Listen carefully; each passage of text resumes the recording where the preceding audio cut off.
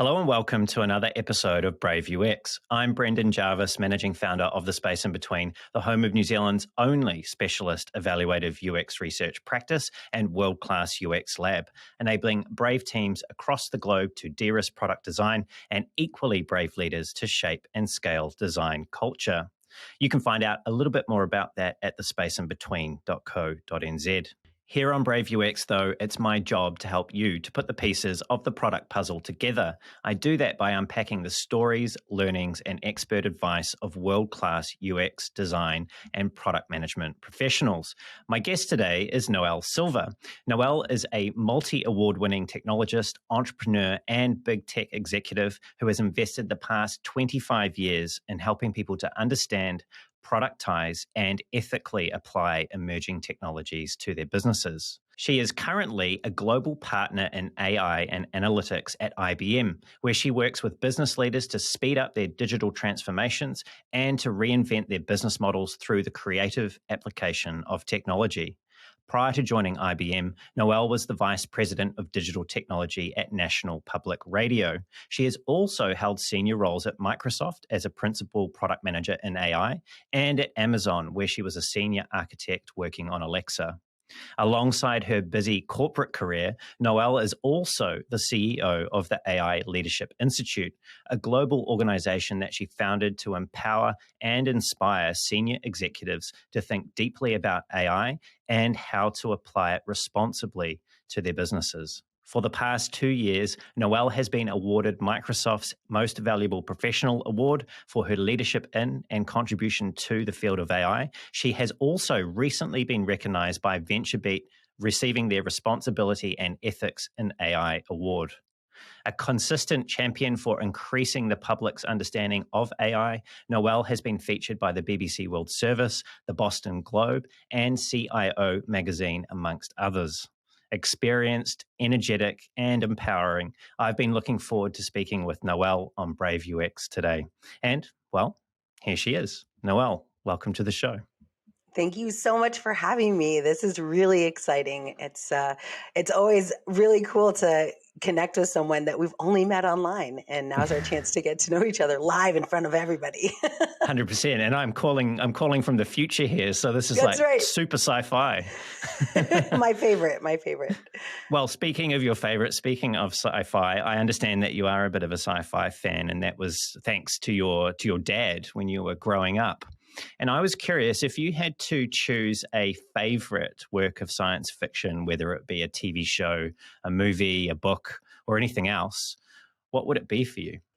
Oh my goodness, that's like asking which kid I love more. Well, I'll have to say my current favorite, and it's nice because there's actually a whole series, but Asimov's Foundation series, I think, is probably my favorite. And I've read it. I've read the entire series multiple times. And it's kind of interesting because my dad actually now has a cognitive brain injury that wipes his memory every day. But it's been very interesting because we reread these books for the first time every time he reads them. And it's fascinating. I love it. It's been really, truly enjoyable. But yeah, that whole series, all 7 of them. Is that cheating? I think that might be cheating. No, I think that I'm gonna think that's a valid response. And so they're thinking about that series, or perhaps science fiction more broadly. And if you cast your mind back to when you were a child and your dad had introduced you to the genre, what was it about it that captivated you? I would say as an adult now, I'd call it the metaphysical aspects of these books. But when I was a kid, it was really the non-science side, the relationships, the like humans falling in love with robots and not knowing that they're robots, and like the human dynamics attached to technology, which is really telling because now that's exactly the work that I work on. But when I was a kid, that's what I was attracted to, is these really rich, philosophical books that happen to be set in these futuristic spaces. And for you, someone who has worked on Alexa and continues to work in the field of AI, is it a little bit surreal that we now have these devices like Alexa that sit in our kitchens, that sort of mimic what we saw on Star Trek, where you could speak to the computer aboard the Enterprise? Is this a bit weird for you that some of what you were reading about as a child has now come to pass? Absolutely. I mean, I get goosebumps just thinking about it as you were talking, like how that was not part of the plan, right? When I was dreaming and kind of, I used to watch the Jetsons, and I used to watch really any robotic, like all the Star Treks and Battlestar Galactica, like Mm-hmm. anything. Mm-hmm. Even Quantum Leap, right back in the day. Oh gosh, I might be aging myself, but No, I remember Quantum Leap. You're all good. such good show. But all of these, it's just interesting to then find myself in a position where I'm working on the technology that makes that now possible. And it's starting to become mainstream where there's 100 million households that have a voice enabled device in their house. It's something I could never have imagined, and how interesting it is. I actually do believe, like, I kind of set myself up for that. Like, I was completely willing and open to believe in this technology in a way that maybe some of my peers weren't. You mentioned devices in the household, how that we've now got 100 million plus households that do have these voice-enabled devices. Is it true that you've got over 130 of them in your house alone? Yes. But there's a reason. So most people don't know this if you haven't gone all smart home, but every light bulb in your house can be smart, right? Can be connected to an Alexa device. And because I have a special needs son and my dad who has some cognitive issues, we've enabled every light bulb. So in the kitchen, you can just turn the light bulb that's over the sink on, or just the one that's over the refrigerator. And we also have invested in some of the latest voice enabled technologies, like a voice enabled stove, a voice enabled, so I want to be able to talk to my stove if I'm not there and I'm like, did I turn it off? I'm not sure if I turned it off.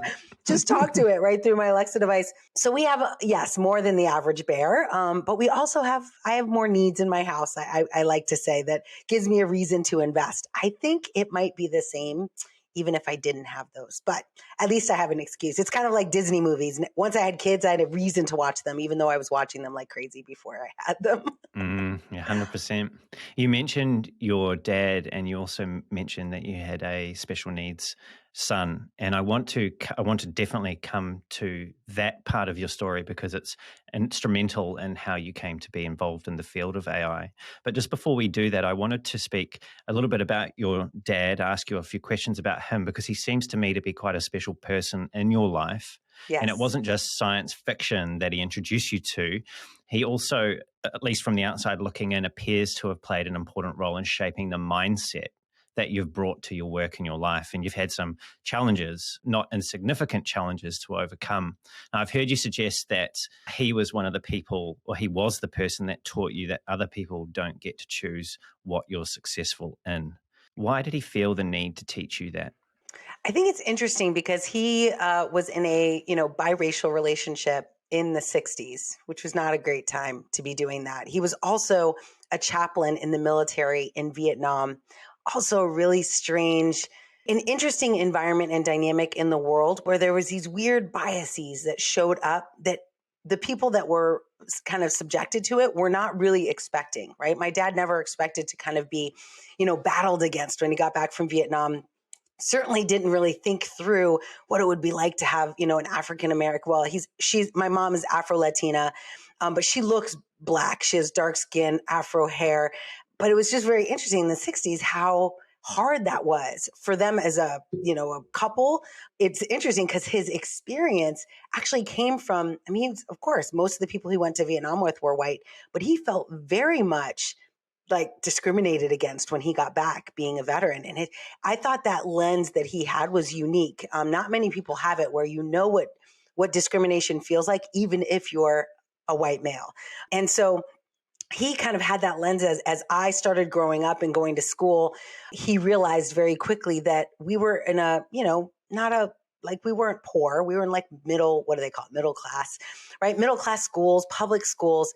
But he recognized very quickly that I had different hair, that I had different skin, and that the stories I would tell and the sadness that I would feel was the same exact feelings he had. And so I think he used a lot of those lessons he learned to be like, you know what? Like what they say doesn't matter. And actually it's what you think that matters. And you should take, like, maybe what they say does have a bit of truth in it, right? Become better for it. Like use all the haters to with a very fine tooth comb, look at who you are and what you're doing. He always used to say, take the log out of your own eye, right? Like when somebody's looking at you and making criticisms, like make sure there truly is nothing to criticize. And of course there always is, right? So it shifts the focus away from me being worried about what they think to how do I become a better person? And that I've used that philosophy throughout my entire life. Like, just keep working on yourself, keep developing yourself, because eventually they'll run out of things to say because you will have developed further than they have. And that's been my experience, actually. I wondered about what you were saying about your father coming back from Vietnam. It sounded like he experienced some form of social ostracization as a result of the relationship that he had with your mother. Yes. And he actually ended up befriending her via letter, right? Handwritten letter. I think he asked her to marry him via that letter while he was gone. They met when he got back, and I think he asked her 17 times before she was a Latina, so I get that. Sometimes we're stubborn. But they said yes, they were married for 17 years, which is, like a long time. So I'm, of course, and I'm a product of that. So I'm super excited about that they were able to survive those really troubling times. But I just never really thought of, for decades, he never talked about his experience in Vietnam. But as I became an adult and as he got older, he started sharing some of those stories. And I put the pieces together. I was like, that's why you said that to me. Like, I get it now. And you don't, in the moment, you're like, that's okay. Sure. You're a dad. Of course. What else are you going to say? But it was from a different level of wisdom. And so I'm really glad, before he suffered this horrible car accident, I'm really glad that I was able to hear some of these stories, because today, he has good long-term memories, but it's really hard for him to communicate in the same way he used to. So yeah, I feel kind of lucky that I was able to put those dots together. And I hope to one day, write about it, right? And give his story, because I think there's a lot to that, especially in the baby boomers. There's a lot of repetitive systemic yuckiness that's not exactly the same, but it's human. And I think a lot of us could learn from some of those mistakes. Is still very much beneath the surface. I was speaking with Kevin Bethune a couple of weeks ago. He's written a really great book called Reimagining Design. And I asked him a question, because he's a father, around the topic of, what are the sort of things that you tell your son growing up in this world that is still, essentially systemically racist for many people in the United States, and how does he talk to his son about what to expect and how to respond and how to be in a world where, like your father and yourself and your mother likely experienced, where, the deck is stacked against you, and some people, for whatever reason, no good reason, are just not willing to let other people be happy and live their lives. Yes. And he said it's hard. It's hard having these conversations as a father. And your father, being a military man, was he incredibly strict at home? Like, how was he outside of this particular conversation as a dad? Yeah, no, actually, he was the one who taught me initially. I think I was 6 years old when we began.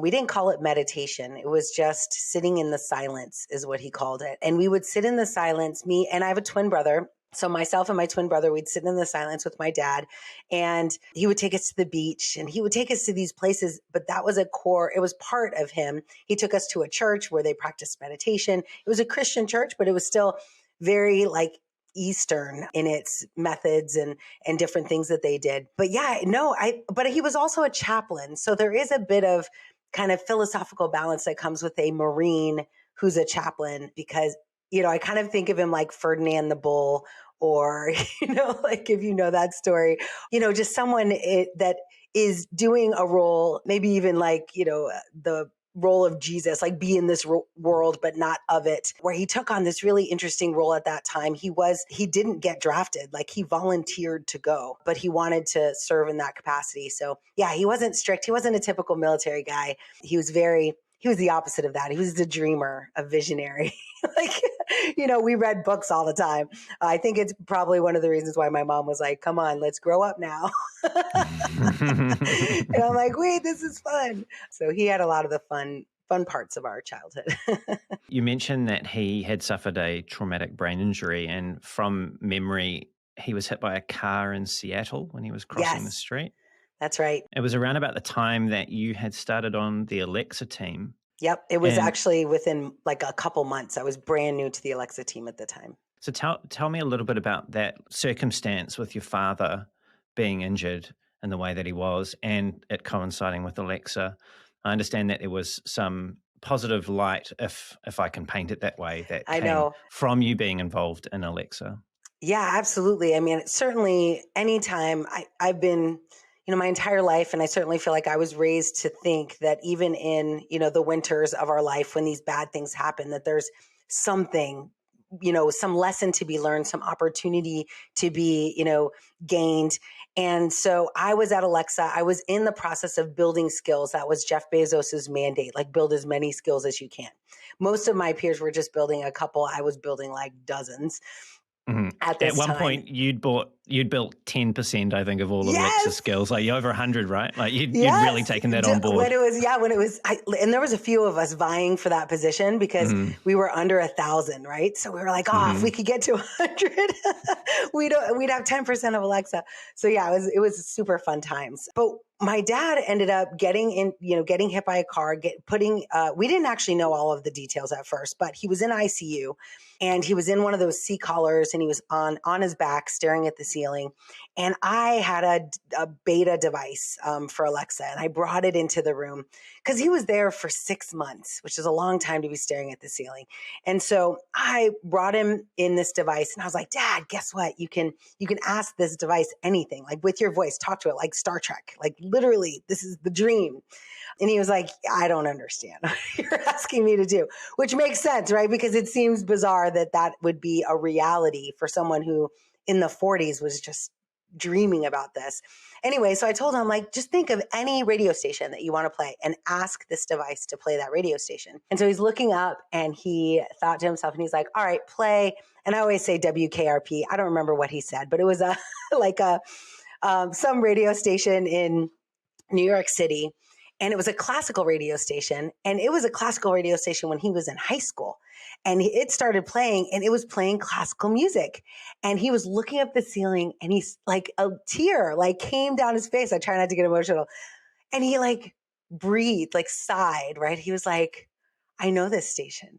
That's all he said. I know this station. And I was like, that's what, like, it was magical because he didn't have to, if he had to figure that out on his phone, well, he couldn't.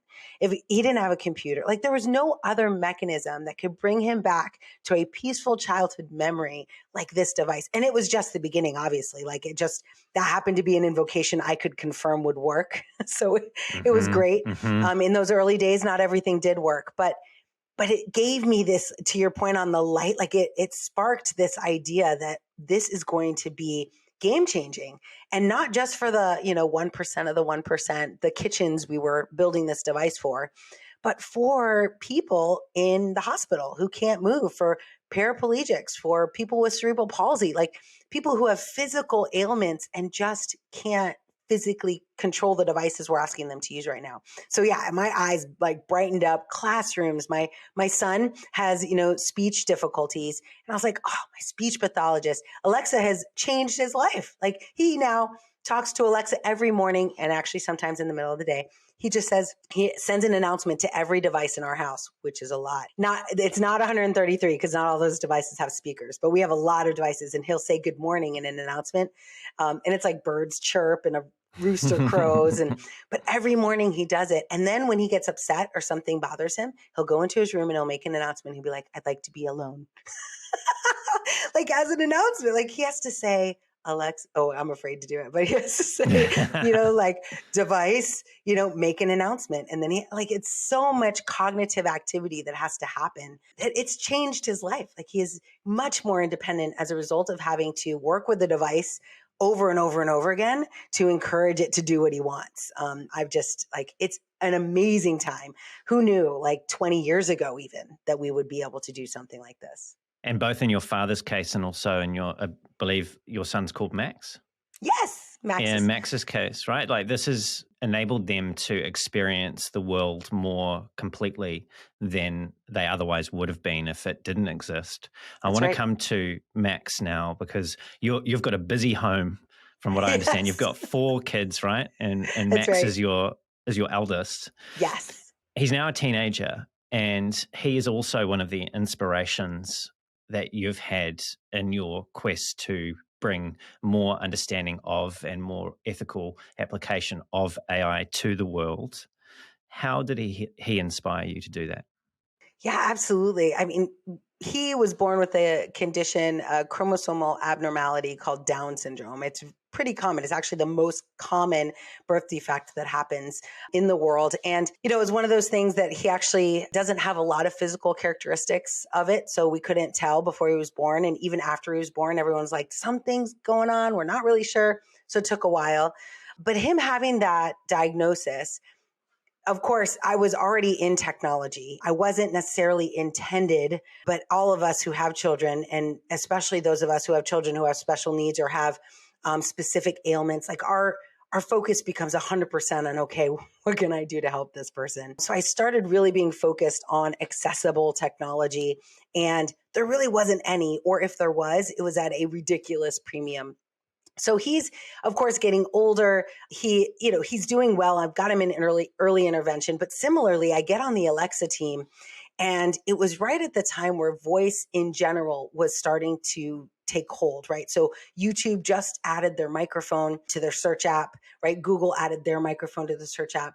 The challenge, though, is with those models, they're not trained on slurred speech. They're not trained on those who have speech pathology issues. So I immediately was like, okay, well, we should do something about that. And I raised my hand. I remember at Amazon Alexa, I remember being told, we're not here to build for the classroom or for, active adults or, like we're building for a very specific demographic. And, like in user experience and in marketing, like we build these personas and we kind of hold pretty tightly to that persona intentionally. So we know we build something that will sell to a group of people. And that was very much the message that I heard. But the entire time I'm thinking to myself, okay, what can I do? How can I continue to build? Now, luckily, Alexa's a great platform that allowed all of us to work independently and build independent skills. So I got to build a bunch of fun skills that Max ended up using. But the best thing, and I use this, my dad gets the benefit of this as well, is that Alexa's never frustrated with him. No matter how many times it takes him to ask a question, how many times it takes him to get it right. Same with my dad. Like no matter how many times he asks what day it is or what county we live in, like it never gets frustrated. Unlike a mom who's busy with a lot of things going on in the house, who might be like, This is I a told huge point, you. right? Yeah. It's huge. Yeah. Like just having a compassionate, robotic, even assistant say for the 50th time that day, oh, it's 8:30 p.m. Oh, it's 8:32. It's 8:34. Every time he asks what time it is, that's one of the biggest values I've gotten from it because it's allowed both my son and my dad to find independence in our household. And that independence changes their personality. It makes them feel better and be happier. And I think sometimes we lose that connection, right, between what a technology, even in the simplest of applications, what it could do to someone's persona, like what it could do to the energy that they have every day by just being a listening ear. There's a lot of jokes about Alexa, but around being a good listener. And there's a SNL, a Saturday Night Live skit about it. But it's true, though, and I see it firsthand how impactful it is. I mean, it's the first thing my son does is he talks to Alexa in the morning. The first thing he does before he goes to bed is he talks to this device. And I think that's pretty powerful. And we don't take enough advantage of it, honestly. There's a lot to be done in this space. Did you foresee, as a mother of Max, who has Down syndrome, did you foresee your work in tech and AI, in particular with Alexa, having the outcomes that you've just spoken of? Like how close to what you intended when you first started on the team to the reality? There was zero intention, zero real, like, I think I'm a believer that I do a lot of things, massive action, right? I'm always going and trying a bunch of things. I have lots of people say irons in the fire, right? I am lots of plates spinning. But the benefit of doing that, and of course I try to be as excellent as I can in all of those things that I'm trying to do. But what I have found in my career over the last 20 years is that over time, some of those plates tend to align, right? So for example, I could have never guessed that there would be an opportunity. First, I never would have imagined I'd work at Amazon. I didn't go right from outside Amazon onto Alexa. Like I was on an AWS team before I got there. So I would never have guessed that a product like Alexa would have gotten built. But if I didn't already have a really keen understanding of the needs of my son and his peers, I couldn't have done the things that I did. Same with mindfulness and some of these things that my dad uses every day. The only reason I was able to build them for Alexa was because I was spinning that plate, just waiting for an opportunity for it to show up, right? And I feel like because I was spinning that plate, I kind of became, these opportunities became visible to me. I was able to see them. There's a lot to that, but no, I had no direct intention, right? I wasn't like, I'm going to get on the Alexa team and I'm going to change the world, right? It just so happened. And I actually think when I joined Alexa, I had no idea what it would do for my family, but I immediately saw opportunity because my eyes were wide open to how do I use this for good. You spoke about spinning many plates, and over time, some of those start to align.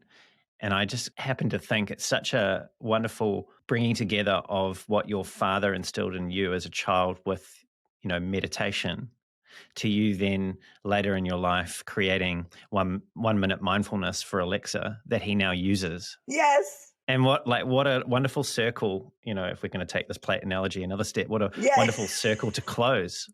And, you've got to have over 1 million monthly users across your skills. This is... Yeah, we just passed 2 million, actually. 2 million, wow. Yes. We were at 1 million for like a year and a half. And I went in and I'm always afraid to look at that data because I'm like, will it go down? But that skill specifically, that one and daily affirmation, both skills my dad uses continue to be popular. And yeah, I think it's really fascinating to see and actually very rewarding to see the seeds planted when I was 6 years old turn into something like that, right? That could impact so many people. I'm always shocked when I look and I'm like, 8 a.m., 75,000 people called this skill. Like, that's crazy. But it's so cool. Like, and my dad doesn't understand in his current kind of cognitive state what that means. But I try to tell him, like, we're changing a lot of people are impacted by the lesson that you taught me so long ago and so insignificantly. Like it was never like, we're going to learn meditation now and this is going to change your life, right? He was just like, just breathe, just sit down and breathe and don't do anything.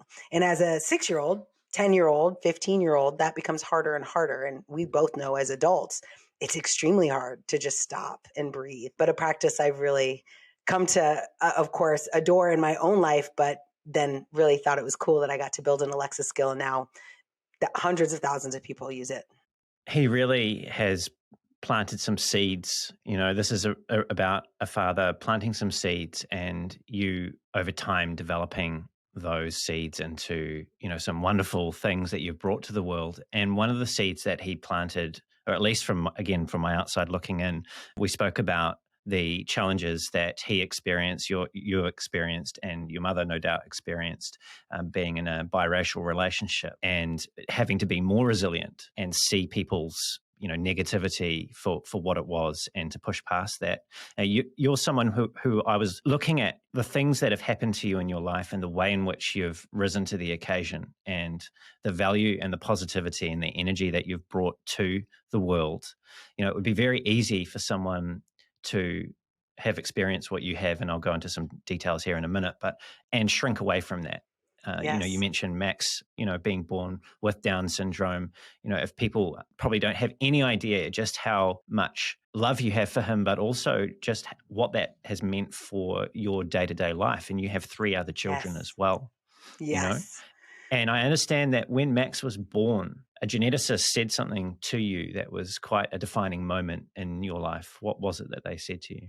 Yeah, I remember it was 3 days after he was born and he was huge. I mean, he was a normal baby. I actually carried him 1 week past term. He was super healthy, but something was wrong. And so they kept him in the NICU. And on day 3, this geneticist, and I remember, like, I could see her face. I'm sure she's gone from this planet now, but I remember she was old. Like in my mind, I'm like, she's so old.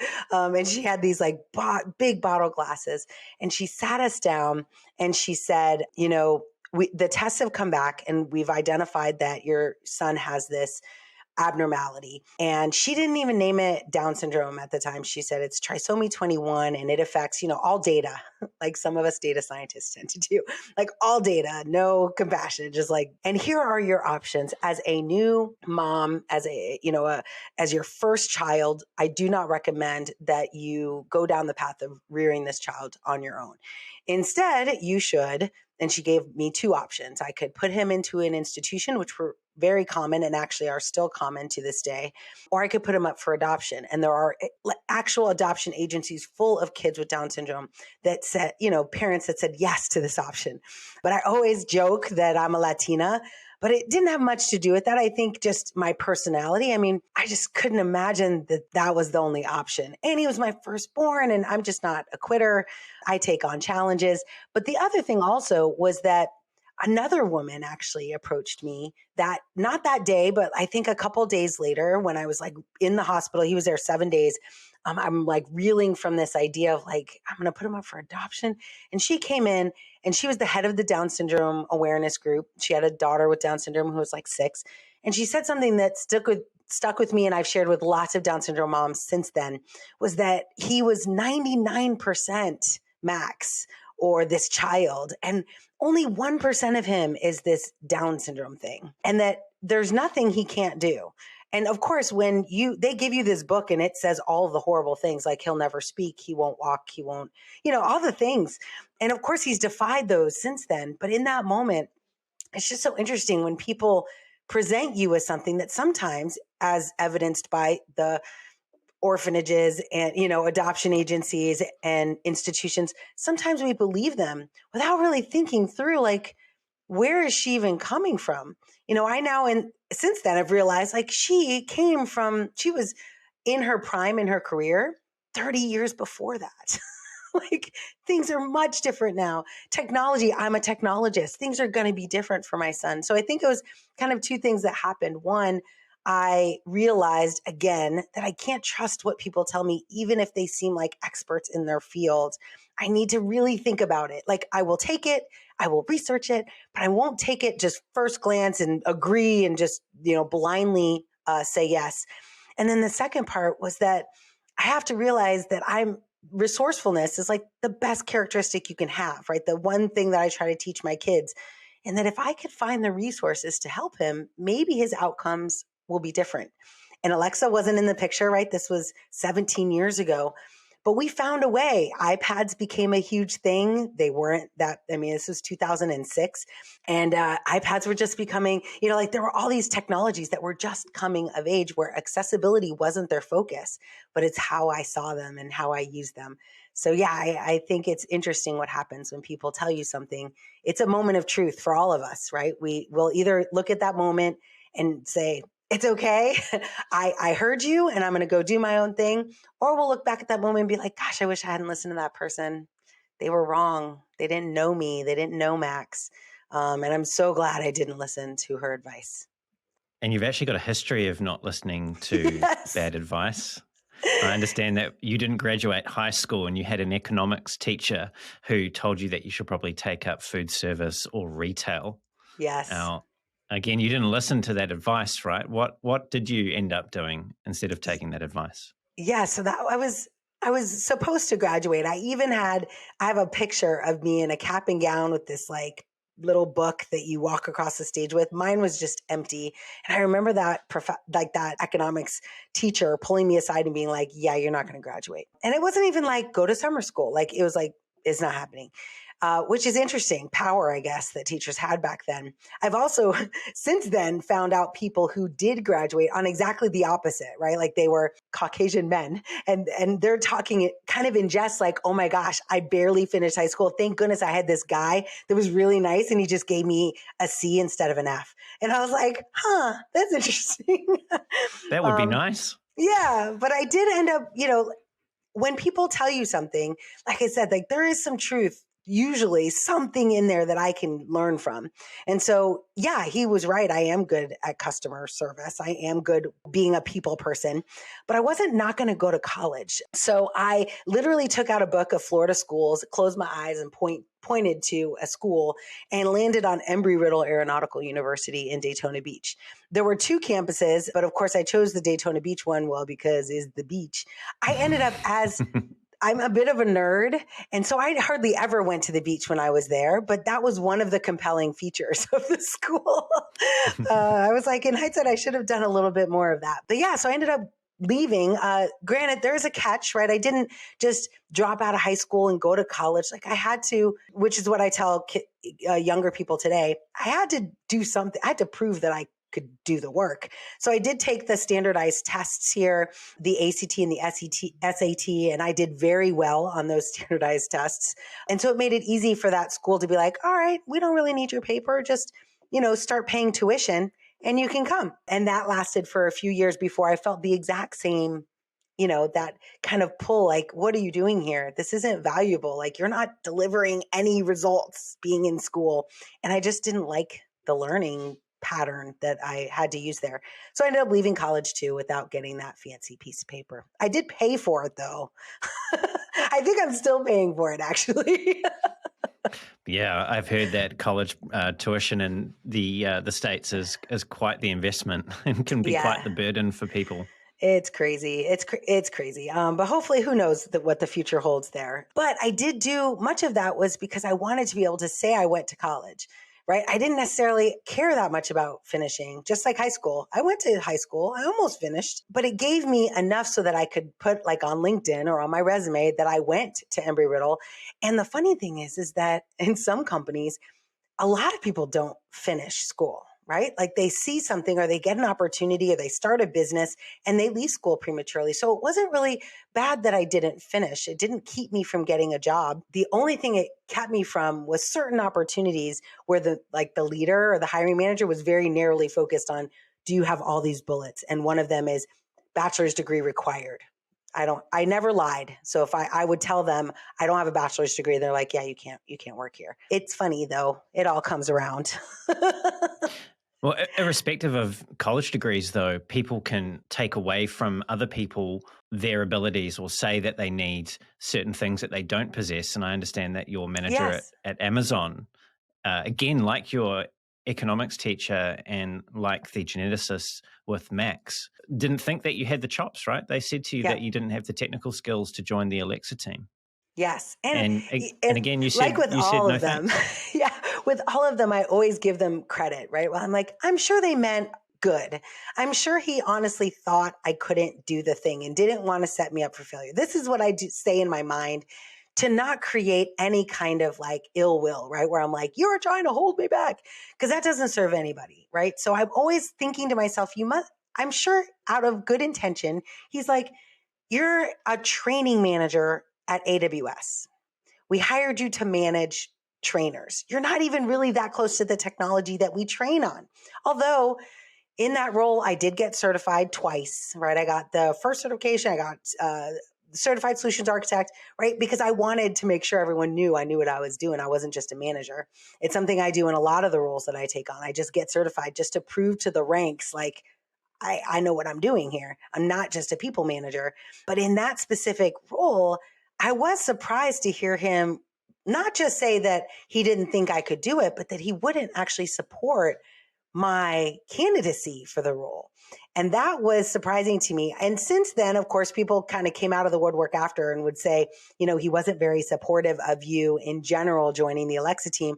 But all that was fuel for the fire, right? So I did end up, as I usually do, I accepted what he said. I thanked him for his feedback and I sat on it. I always say, feel the feels and then make a plan.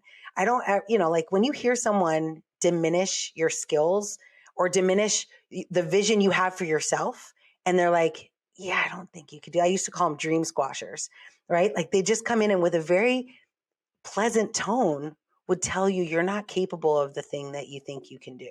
And I'm just, no, what? So there's a moment that's painful. And I tell people, I'm like, feel the feels, like be upset about it. You can even spend the day in bed. I try to limit feel the feels part to like 90 seconds. That's my goal. But some of these disasters and rejections are much bigger than others. So you take the time you need, but then know that the very next step is to make a plan, to figure out what you're going to do anyway. And so in my case, my plan was, I'm just going to go talk to the hiring manager, let them know the reality of the situation, what my actual skill set is. And it turned out they needed, not necessarily, they didn't know the term, we hadn't created the role yet, but they wanted an evangelist. They wanted someone who was going to do the work and then talk about it everywhere. And that, I'm good at that. That's exactly what I'm born for that. So luckily I did that. And of course I didn't get the support of my manager. I went anyway. There was a little bit of bad blood. I don't think I ever talked to that guy again, which is kind of sad. I mean, it's a small world. Like I never talked to him again, but it was changed the trajectory of my career. And again, I always think, what if I listened to him? What if I let his little dream squashing that he didn't mean to necessarily do turn into me being like, you're right, I'm a training manager. Let me see if I can get a bigger region next year, right? I've heard so many women specifically in tech run through that in their mind of like, oh, but I just got a promotion, or, oh, yeah, they said that. Maybe I should just stick it out and learn as much as I can in the role as opposed to take this opportunity. And I just tell them like, either way is good. Like either way, you're going to learn massively, but you'll feel better if you follow like your intuition. And that's the benefit of the silence, right? Is that I'm much more in tune to the sound of that intuition because I spend a lot of time quieting my mind and thinking, feeling the feelings. So I have a lot of self-awareness there. So if you don't have that self-awareness, you might just believe the nonsense that people, project onto you that really is more about their own limitations and very, very rarely about your own. So true. And if you are finding that you need a little bit more self-awareness, perhaps download 1 minute Yes. mindfulness onto your That's Alexa right. device. Just say, Alexa, open mindfulness. Uh-oh. Okay. Yeah. No, we're good. What you're saying, well, what I'm hearing is that all feedback is a gift. The challenge is whether or not you can see negative feedback as such and then choose to do something with it. Yes. And sometimes I do believe that like I've gotten negative feedback before. Actually, I just recently got negative feedback. As a leader, I used to call it the crap sandwich. Like there's something meaningful to saying something nice, then saying the thing you want to correct, and then ending with something nice. Like it's simple, but it works. Leaders don't do this with me. I've never had a leader who was insightful enough to be like, maybe I shouldn't just yell at this person or tell them how bad they are, or tell them how disappointing their performance is or whatever it is. But yeah, I think being able to take all feedback, whether it's criticism, positive or negative, take all of it, write it all down. And oftentimes in like a journaling exercise, I will ask myself, like, let's say, for example, it's, doesn't come to meetings on time, which I am known to do. And sorry for all the people that always wait for me.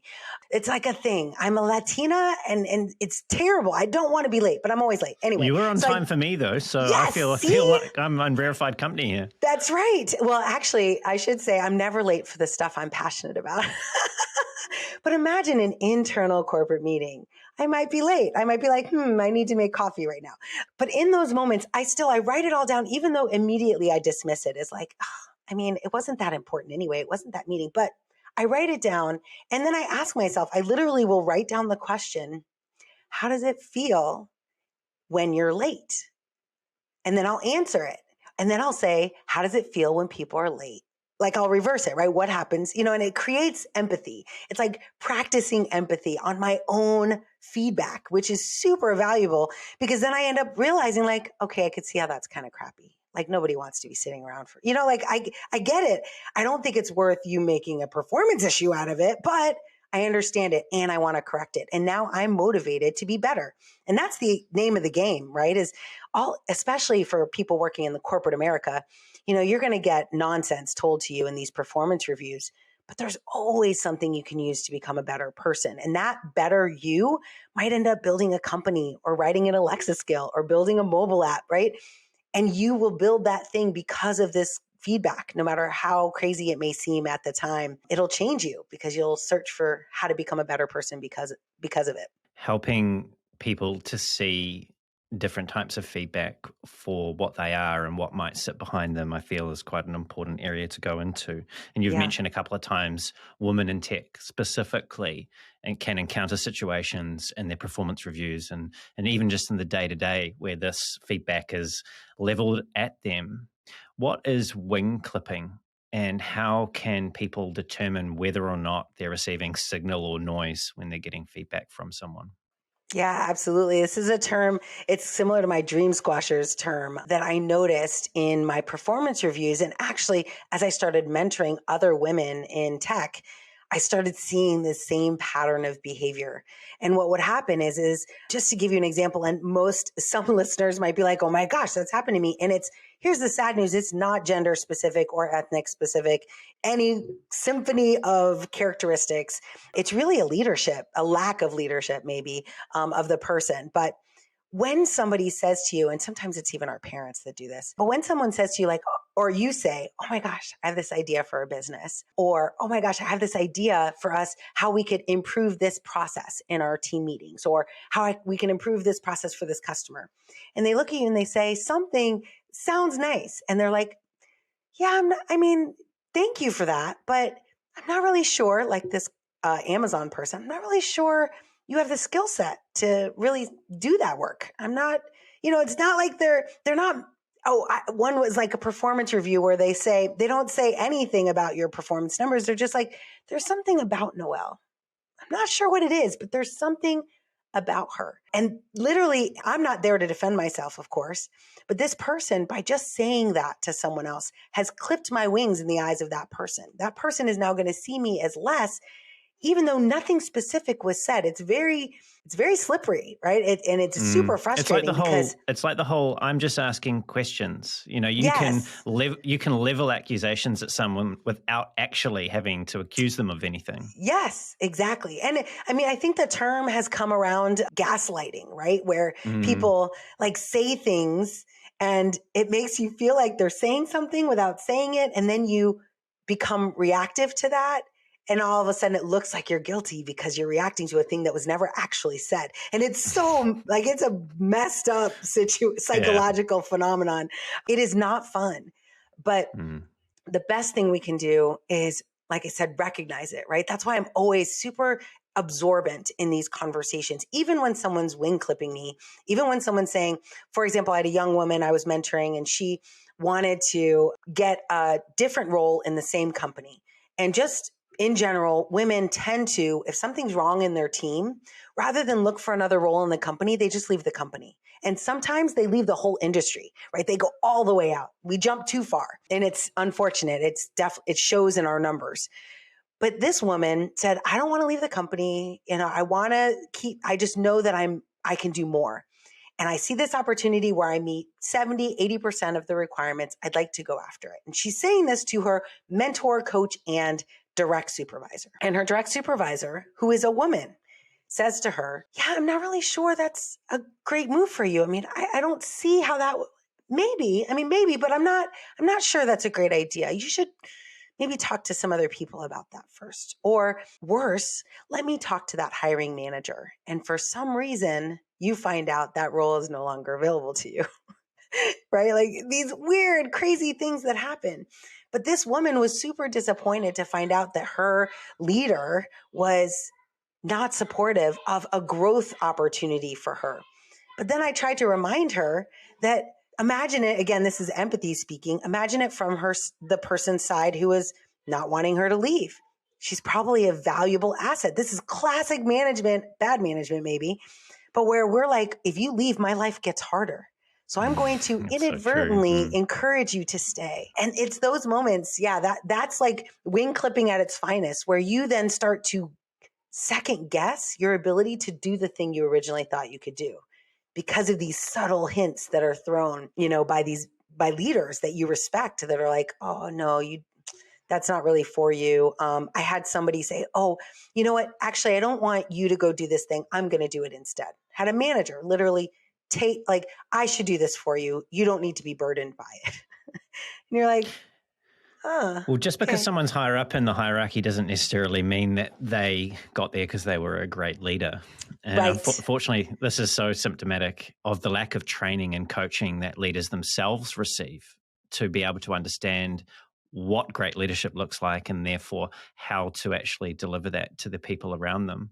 Now, I was thinking when you were talking there about that mentee's boss, who was a female as well, I was thinking of, I think you'd actually mentioned this in a previous talk, the Pixar short film called Purl. Yes. Yes. Yeah. Yeah. Tell us a little bit about Purl and what that illustrates, because I feel like it's quite closely connected to what you were just saying. Oh, absolutely. I reference it all the time. It's sad a little bit for those of us who have been in this situation. But Pixar made this short to address what happens to underrepresented groups when they go into a workplace. And so in this case, it's a ball of yarn and going into a bunch of, it's like what do they call it? Silicon Bro Bro Valley or Capital or whatever. Yeah, something. your Bro Capital. Yeah. Yeah. But it's basically Silicon Valley. And so, or maybe it's New York, right? Agency world. But anyway, this ball of yarn who's different and colorful goes in and tries to be themselves and is shut down, wing clipped, like at every turn. Like, no, that's not funny. Like people don't laugh at their jokes, walk out of the room when you walk in. It's just overt, painful rejection. And so what ends up happening, and a lot of us do this, as a matter of fact, it's so common that NPR created a podcast called Code Switching, which is we start to basically take on the persona of the people that don't like us in order to become more likable to those people. And you watch this ball of yarn turn into a bro, right? And wearing pants. And I remember thinking when I was younger, early in my career, I did the same thing. I was at IBM for my first 12 years and looking around, no one looked like me. I remember I'd wear these like black suit pants. I'd wear a white button down shirt and like a blazer. I looked like a guy in hindsight, a lot like this Purl person, actually.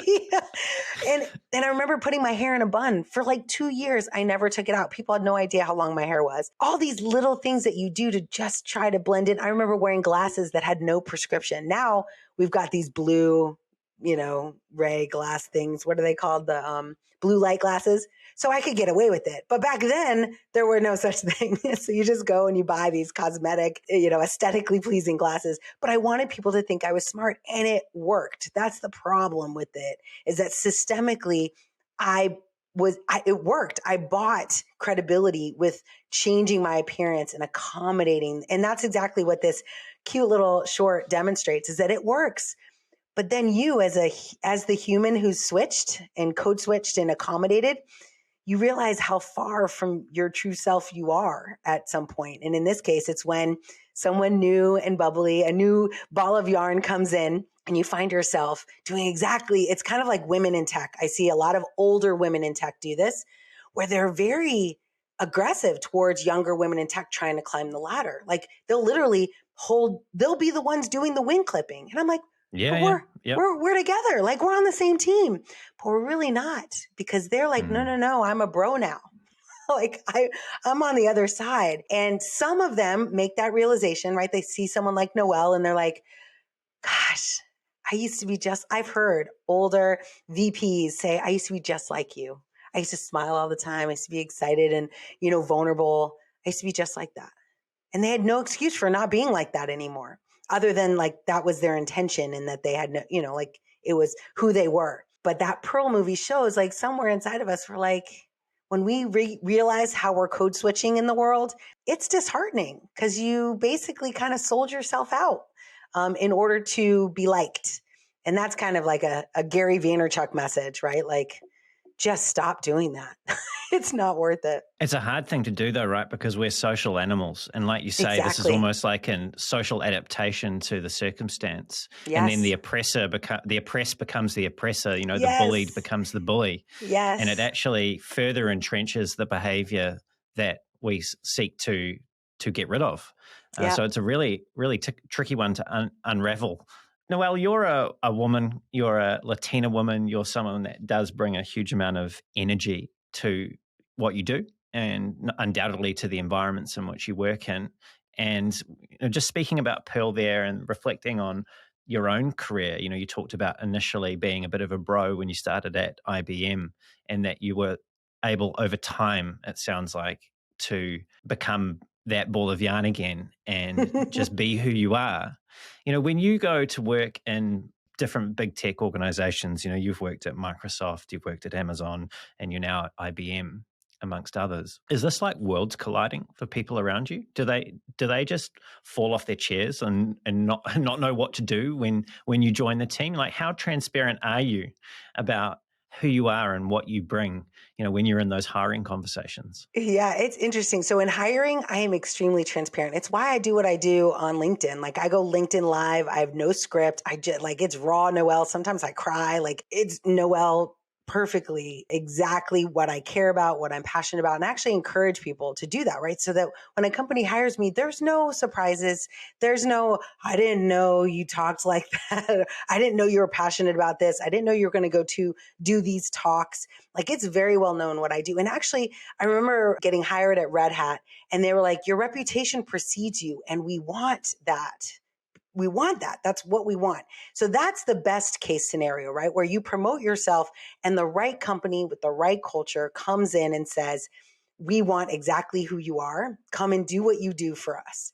And that's happened to me a few times. Alexa was one of them. Like, they literally were like, it doesn't matter that you're not a data scientist, you're not classically trained. We want someone that's going to do the work really hard, but then talk about it and talk about it with enthusiasm. And of course, perfect fit. However, that's not always the case, right? So I will, in multiple cases, I will be very transparent ahead of time. This is who I am. This is what I do. This is what I care about. This is the job that I want. And I have on multiple occasions been baited and switched. And it doesn't make sense to me when that happens because it doesn't serve anyone. Like, I got baited into a role and then switched into like a PM role. And I'm like, I'm not a PM. Like, it's cool and I get it and it's awesome, but like, that's not my skill set. I'm not like, I don't like Monday.com. I barely like Excel. So like, I can't turn up to meetings on time. Exactly, like the opposite of a PM, right? The PM is like the one calling me. You can imagine how that went. But the funny thing about that was that that's not why they hired me. But in many cases, companies tend to devalue or tend to, over time, especially in crunch time when financials, like now we're in an economic downturn, their desire for evangelism, which is completely opposite of what they should do, but their desire for someone like me shifts. And they're like, oh no, we need a person who's going to go to the keyboard, put their head down, stay in a room and just build solutions. I'm like, that's awesome. I could do that, but I have to also do this other thing. Like, that's what I'm good at. And they lose their appetite for evangelism or for advocacy. And it's funny though, because in economic downturns, like, that's the time to be an advocate. People are looking for energy, excitement, especially at certain companies that need that as part of their brand. But yeah, so it's been very interesting to watch. I've never been in a situation where I felt like I took a job that they didn't know exactly what they were getting, but I watched as one, my leadership would change. So the person that hired me moved on, and then my new leader didn't know who I was, which I find shocking because I'm like, just Google me, but they don't Google me. So they don't know who I am. They don't know what I can do. And then I end up not getting leveraged in the way that I am passionate about. And as soon as that happens, I get disengaged, right? So, as soon as someone starts saying, your job is to go build PowerPoint decks, your job is to go do, these other activities that are not in alignment with talking to customers, building solutions, and changing the world, right? Those are kind of where I like to spend my time. But it's just so fascinating that I know in my mind, I immediately am like, okay, my time is coming to an end. There's a timestamp on my ability to deliver well here because I'm no longer in my wheelhouse. The other signal, which I'd like to share, which is really interesting, is that I'm very clear on why I do what I do and what I do. So and almost always I'm energetic and excited, but I can tell when I'm not living like on my purpose or doing something that is aligned with what I do well, I start to get very tired very quickly. And I have a busy life, right? 4 kids, but I'm not really exhausted if I'm living in the direction of the things that I'm trying to do in this world, right? Like advocate for ethical AI and get more women in tech. Like, these things excite me so much so that I need less sleep than the average bear. But it's fascinating to me that my body or my mind, whatever, it all starts to kind of shut down when I drift away or am forced away from that core understanding of myself.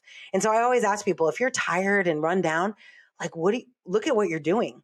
Figure out, like, maybe you're not living on that purpose that would excite you every single day. And if you don't know what that purpose is, maybe that's where you need to spend all your spare time figuring that out. Something that you've said, and I'll quote you now, you've said that I encourage women to spend time honing their voice so they can be strong in it.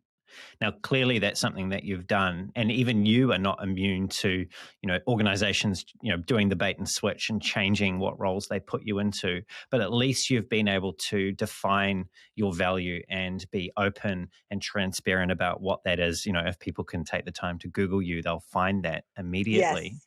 But if someone's listening, whether they're a woman or just someone who's been struggling to find their voice, what's something small that they can do to start changing that situation in the work environment? Yeah, I always say it's one of my core principles is be the most positive person in the room. It's interesting what happens because even in a bad work environment, being the most positive person in the room becomes a brand because there are so few people that are like this. And the good news is positivity is learned. You don't have to you're not born with it. I'm not born with it. I've had plenty of bad times, seasons in my life where I was not at my core, like my Noelle. I wasn't recognizable really to myself. But when I am in this, when I'm positive and happy, one, people are attracted to that, right? So everyone loves someone that's like happy and positive and encouraging. It's the number one thing that people compliment me on is the energy I bring to the room. And I think that way that they say it is very important. I bring it, like I literally prep it. Tony Robbins says, physiologically change your state. Like this is a choice. I in one of the ebooks I wrote, it was like mindful leaderships, virtues of mindful leaders. And one of them was about happiness being a choice, positivity being a choice, and that you have to, in every engagement, choose to be positive, even if everything else is bad. Because here's everyone's watching. I have a lot of eyes on me. I have my children watching, my dad watching, but more importantly, like even at work, like people know when nonsense is happening. People know that you've been baited and switched, right? So, but how are you going to react? Just like you said earlier, so many things have happened that I could have let that be my story. I could have been the special needs mom. I could have been the woman who got fired. Like all of these things, those could have become my identity. But I chose instead to pick my own identity. And maybe that's the other thing is if you're in a bad spot, spend some time figuring out what you want. And in just the activity of figuring out what you want, you'll start to attract people and experiences and network opportunities for bringing what you want into, reality. My dad gave me this cool plaque. It actually ended up getting burned in a fire, but I kept it anyway. But he gave me this plaque and it says, use every conversation you have, every letter, back in the days when we wrote letters, every letter you write, every meeting you're in to project the vision of the world you want. And at the end, you will see the greatness of your own life. And the only way that happens though, is if you actually know what you want and then you start talking about it. And that's why every stage I have, we talk about what we've talked about here. I mean, it's nice that you already knew. That means I'm doing my job correctly, right? The things that I'm passionate about, I want the world to know I'm passionate about it. But then I also want to contribute and not just be a talker, but be a doer. And that's a big part of my philosophy as well. You're making me remember a conversation I had with Dr. Susan Weinschenk a few months ago on the podcast. And at the beginning of the pandemic, Susan was diagnosed with breast cancer. And she received that diagnosis and she had to make a choice about the story that she was going to tell herself, in amongst the whole world burning down, or what it seemed like. She now had that to contend with. And she had a very simple practice, which was inspired by a book, which I'm now struggling to remember, but I'll put it in the show notes, where what she did is she wrote down the story that she was telling herself in the moment. And then she read that story aloud and then asked herself a question, was that story serving me? Is it empowering me? Is it a story I want to be telling myself? And she decided that no, she was not wanting to tell herself that negative story about the cancer. So she literally wrote down a new story that she wanted to tell.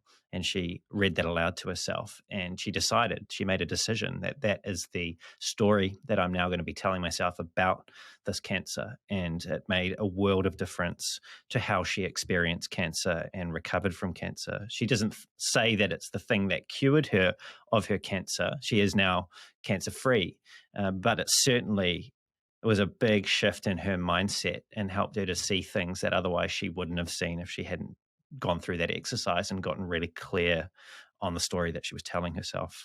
Yes, 100%. And it almost is like the fuel for resilience, right? Is that knowing that you can choose and that you can stay in that kind of victim mindset as long as you want to, but it's your choice. And the sooner that you recognize, and separate the event from the emotion. It's one of the meditation principles I learned a long time ago is just to sit with something bad and then separate how you feel about it from the thing itself.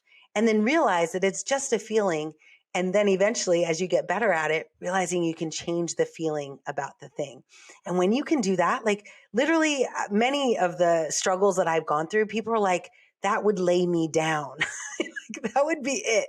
And I always encourage people, I'm like, you only say that because the emotion is tied to the thing, it's tied to the experience, it's tied to the manager. But when you sit and you actually do a journaling exercise, or you think through and separate the emotion you're feeling from that person, you realize the person and the emotion are not the same. They're not one, right? And the further you can separate them, that's how crazy forgiveness activities that we've seen between, like horrible, murderers and their families, victim families, like that's how these things happen, because they're able to get to this level of separation where they realize you're a human. Like I want you to stay in jail for a long time, but I can forgive you because my emotion has subsided. And that is a high level of human understanding, but it's something I achieve in these smaller things, right? I'm not dealing with anything massive in that sense, certainly not in any way related to, having a medical situation like that. But I have been in those situations where I thought my life was over, or I could not see a way out. And I had to stop and just do that separation activity and realize that event has nothing to do with the rest of my life. And it's super empowering. So, the better, more practice you can get, the better. The good news is, I always say we've overcome 100% of our bad days. All of us have bad things that we have gone through, and all of us have different ways of seeing those bad things. And so you have a whole little inventory of things you can go back and practice. How do you feel about it? How can you separate that feeling from the thing? And can you actually just see that event without anger or sadness or depression? I mean, it's hard, but it's really valuable personal work. For some reason, I'm thinking about our ability as humans to tell stories, and how often our greatest stories, they have, for example, a snake or a dragon as the archetypal enemy of humanity. And Yes. really, we all have to choose to face and slay those dragons, because that's where the growth comes from. And I really like the clarity that you have brought to this, because you have faced a number of dragons, quite significant ones. And people in their lives, if they haven't already, you're bound to face a dragon some point soon. And I really like the empowering nature of the choice that you're painting about how you can separate what you're feeling from what's actually happening, and then create space to make a different choice about what you do next. I think that's such an important message. Yes. I heard you reflecting on your time creating skills for Alexa, and something that I was watching. You were talking about the fact that fact-based skills actually blew up into something massive, and everyone Yes. started creating these skills. If you wanted to know something about hedgehogs, there was a hedgehog skill that would Yes. tell you about hedgehogs. And you said something, though, not on the hedgehogs, of course, but on creating skills, that I thought was actually quite profound. And I'll quote you now. You said, "The world will do what you tell them, so tell them something big." So as we bring the show down to a close now, what's something big that you want our audience to think about? I think probably the biggest change that happened in my career was when I realized the difference between building something and building something people wanted, or needed. Like a huge shift happened when I started, instead of being like, I think this is cool or I want to write this book, instead I looked to the world, which is filled with people asking for help, and really focused my energy and my attention and my skills on that. I'd use a technique, this Ikigai diagram, right? This Venn diagram. It's been very helpful to me because we're in this great resignation, right? Where some of us are struggling, like, do I want to work for a big company? Do I want to start something on my own? And there's a couple things that I'll leave you with. One is that Ikigai diagram, one of the best parts about it is figuring out not just what you're good at, because let's face it, I'm good technically at a lot of things, but I don't love them. So examining what you're good at and what you love and that cross section. But the other part of that I really appreciate is, but what you're good at plus what you love plus what does the world need right now? And the world is constantly changing. I mean, I call myself an intrapreneur because I'm always inside companies building smaller companies. And as an intrapreneur, I'm always thinking like, how do I build something people want instead of like 1980 technology where we built it and then we told our customers to want it, right? It was a big old mess. And so now whether you're doing this work inside a company, which is completely valid, or you're choosing like, maybe I'm the one to build this as an entrepreneur, figuring out not just what you're good at, not just what you love to do and its cross section, but what the world needs. So now I have a meme that I've hung up by my desk and it says, build what people want. Like it's another word for maybe customer obsession, right? Being focused on, or servant leadership. Like all of these are different ways of expressing. I heard recently, don't hate me for, no ats for quoting a TikTok video. But there was a video that I saw recently and it said, like flowers don't bloom for themselves, right? And that trees don't give fruit for themselves to eat, and that, like the sun doesn't shine on itself. Like all nature and the world, the universe it's what you have within you is meant to be given away. And I do think that Ikigai diagram helps you identify what your special thing is that you are meant to give to this world. And the closer you can align your work, meaning whether it's a business or whether it's a job, the closer you can align that middle piece to your work, the happier you will be. And again, we can't stop the world from baiting us in and switching us. We can't stop the world from, if we see something bad and we say something and they don't want us to say it, they'll fire us. Like these are outside of that. But the good news is if you're doing that magic central piece of something you love, something you're good at, something that the world needs, you will always be in demand. And this is what I have found. My career has continually been successful, no matter what big roadblocks I've had, because I'm focused intensely on what I can do to make a difference and what I can do to help. So that's probably maybe the homework, right? Is go take a look at that diagram and figure out, what is that thing? And then the last thing is there's a really great article I always like to mention. It's called 1,000 True Fans. I don't know if you've heard of it before, but yeah, it's a great article. Kevin Kelly? Yes, Kevin Kelly. Yeah. And he wrote it and then Seth Godin re-quoted it. And so it's very popular. You can Google it. It's actually pivoted a little bit today in our current climate, but 1,000 True Fans is all really about finding this central piece, right, of this Ikigai diagram and finding just 1,000 people in the world of 7 billion that are willing to pay you $100 a year to deliver value in this space. And that becomes a 6-figure income. But you could also switch those numbers because today, oh goodness, I can't tell you how many $1,000 products I see that people buy. I don't know how good it is, but $1,000 is kind of like what $100 was maybe 20 or 30 years ago. Our lives have changed. There's different levels of affluence in the world. There's different levels of impact that you can have. So you could also think of it as like, maybe you build $1,000, program or framework or course or consulting practice. And for $1,000 now a year, you just need 100 customers and you're in a 6-figure income. So I encourage people to kind of think outside the box. we now have a chance to really dial in what we're good at, what we care about, what the world needs, what we can get paid for, and what we love to do. And that there's never been a time in my entire career that that's been more possible than it is now, which is why I started the AI Leadership Institute. I realized I could do both. They could be mutually exclusive and not have conflicts of interest because one's directly tied to my why and what I want to do.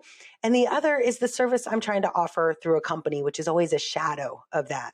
So something to think about maybe for the audience to try and to nibble on, because I think it's probably a pretty long exercise. It certainly took me a couple of years to figure it out.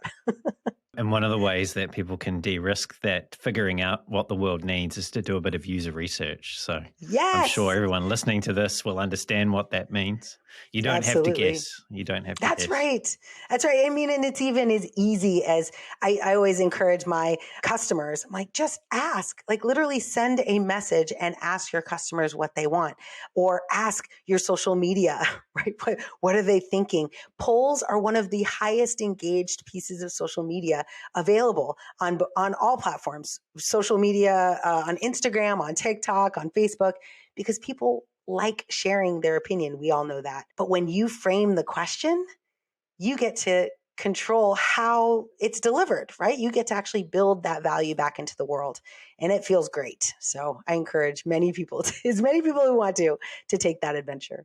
It's funny you should mention polls because the way in which you came onto my radar was because I had put a question up on LinkedIn to request from the community people that they wanted to hear on the show. Oh, And you were cool. put forward as someone who had inspired one of my followers on LinkedIn. And as a consequence, here we are. Here we are. That's amazing. See, user research works.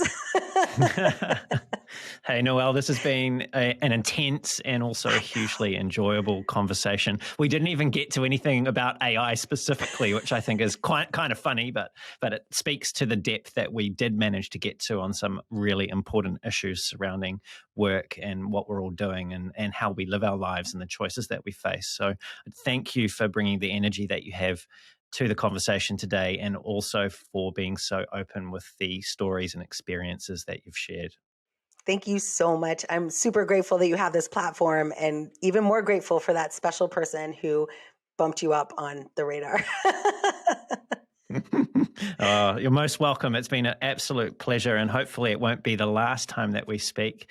Noelle, for people that do want to follow what you're up to, the wonderful things that you've been doing in your career and get connected, what's the best way for them to do that? Yeah, I always invite people to connect with me on LinkedIn. It's a real connection. You have access to emailing me, not follow, I mean connect while you can. But for those who just want to go and check out the types of things that I'm doing, the books that I'm writing, the podcasts that I'm on, like this one, you can go to just noellesilver.com, and all my info is there.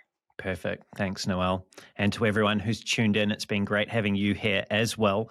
Everything that we've covered will be in the show notes, including where you can find Noelle and all the wonderful things that she's been doing.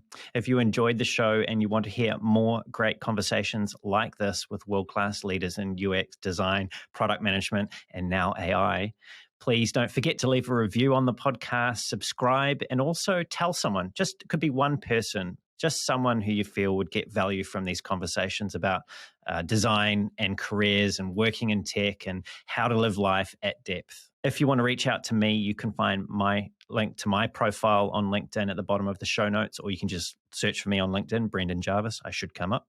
Or you can head on over to my website, which is thespaceinbetween.co.nz. That's thespaceinbetween.co.nz. And until next time, keep being brave.